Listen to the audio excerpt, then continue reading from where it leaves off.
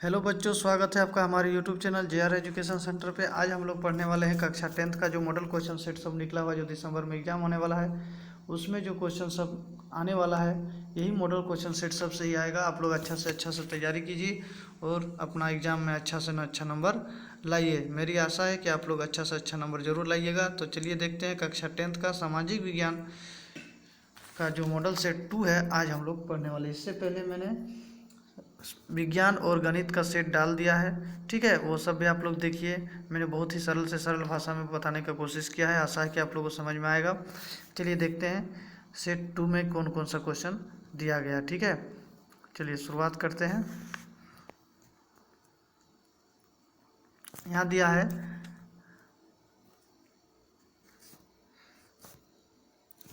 1789 ईस्वी में फ्रांस की क्रांति के समय किसका शासन था। चलिए देखते हैं इसमें। इसका हो जाएगा मेरा ग नंबर, लुई 16, ठीक है।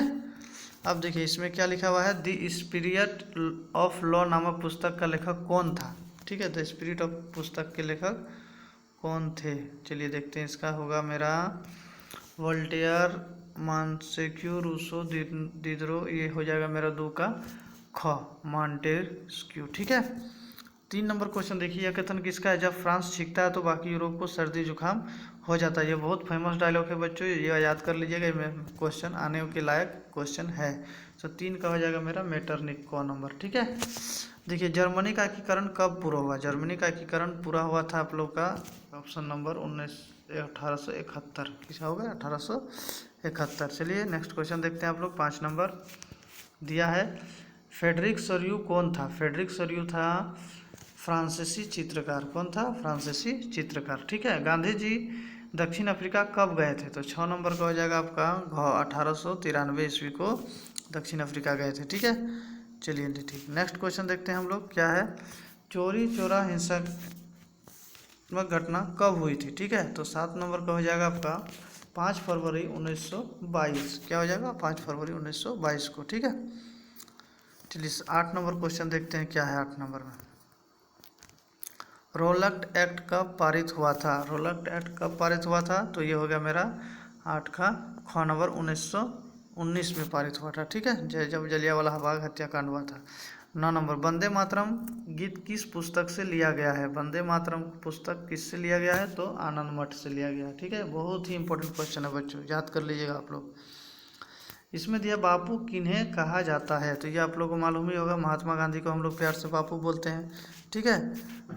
चलिए 11 नंबर क्वेश्चन देखिए। क्या है, समाप्तिया के आधार पर संसाधन कितने प्रकार के होते हैं। समाप्त हो जाने के आधार पर हम लोग कितना भागों में इसको बांट सकते हैं, तो ये 2 भाग में होता है, एक नवीकरण और एक अनवीकरण, जिसे हम लोग बार बार प्रयोग कर सकते हैं और जिसे हम एक बार प्रयोग कर सकते हैं, ठीक है। निम्नलिखित में से किस राज्य में सीढ़ीदार खेती की जाती है, तो देखिए पहाड़ी इलाकों में हम लोग सीढ़ीदारी खेती होता है, ठीक है। तो इसमें आप लोग देख लीजिए कौन पहाड़ी इधर में है, पहाड़ में जो है, तो ये हो जाएगा मेरा 12 का घ। उत्तराखंड जो होता है वो पहाड़ी है, तो इसलिए हम लोग वहाँ पर सीढ़ीदार खेती किया जाता है, ठीक है। चलिए नेक्स्ट क्वेश्चन देखिए। 13 नंबर में क्या दिया हुआ है, पूर्वी तट के नदी डेल्टाओं में किस प्रकार की मिट्टी पाई जाती है, तो ये मेरा हो जाएगा जलोढ़ मिट्टी, ठीक है। क्या होता है, जलोढ़ मिट्टी, यही जो पानी में बहकर मिट्टी आती है, ठीक है, उसी को हम लोग पढ़ते हैं। किस मृदा में रेगर या स्वतः जुताई वाली मृदा भी कहते हैं, तो ये मेरा हो जाएगा काली मिट्टी को, ठीक है। बहुत ही फेमस मिट्टी है। चलिए 15 नंबर में देखिए, इनमें से कौन सा संरक्षण तरीका समुदायों की सीधी भागीदारी नहीं करता है। संयुक्त वन प्रबंधन, चिपको आंदोलन, बीज बचाओ आंदोलन, या वन्य जीव पशु विहार परिसीमन, यही वाला होगा घ नंबर, ठीक है। 15 का घ, ठीक है। देखिए इसमें भारत जैव विविधता में समृद्ध देश है, विश्व की कितनी प्रतिशत उपजाति भारत में पाई जाती है, तो ये मेरा हो जाएगा 8%, ठीक है। भारतीय वन्यजीव अधिनियम कब लागू हुआ था, ये बहुत इंपॉर्टेंट क्वेश्चन है बच्चों, याद रखिएगा आप लोग। ये हो जाएगा मेरा 1972, ठीक है। चलिए नेक्स्ट क्वेश्चन देखिए आप लोग। क्या दिया हुआ है, भारत में बहुउद्देशीय नदी परियोजना का आधुनिक भारत का मंदिर किसने कहा, तो ये मेरा हो जाएगा जवाहरलाल नेहरू ने कहा था, ठीक है। दामोदर नदी घाटी की परियोजना किस राज्य में स्थित है, तो ये मेरा हो जाएगा झारखंड, हम लोग का प्यारा झारखंड, ठीक है। सरदार सरोवर बांध कौन सा राज्य प्रभावित होता है, ठीक है, तो ये मेरा हो जाएगा ख नंबर गुजरात।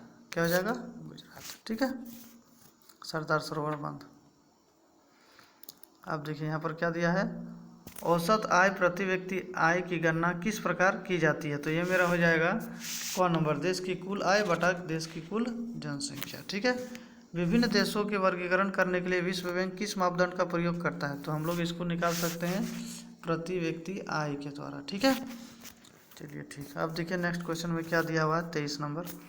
इसमें दिया नवीकरण योग्य संसाधन, नवीकरण योग्य साधन का उदाहरण है। तो देखिए हम लोग क्या कर सकते हैं, इसमें 23 का ग नंबर जो है वो नवीकरण साधन का उदाहरण है। ठीक है, अब देखिए यहाँ लोगों के विकास के लिए लक्ष्य होते हैं, ये क्या होता है, भिन्न और परस्पर विरोधी। सबका भिन्न भिन्न होगा और विरोधी होगा। ठीक है, किसी का भी विकास या लक्ष्य अलग अलग होता है। ठीक है, अपना मन।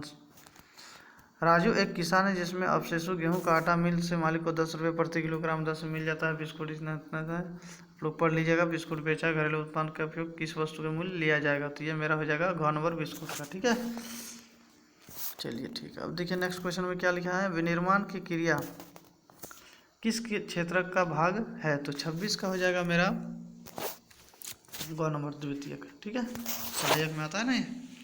चलिए ठीक है, 26 का हो गया। आप लोग देखिए 27 नंबर में क्या दिया हुआ है। अनीता एक साड़ी दुकान में काम करती है जहां संवैधानिक अवकाश का कोई प्रावधान नहीं है, जबकि सीता एक सरकारी अस्पताल में नर्स है जहां से कुछ वर्षों के संवैधानिक अवकाश मिलता है। दोनों में किसका क्षेत्र संगठित है, इसका संगठित है?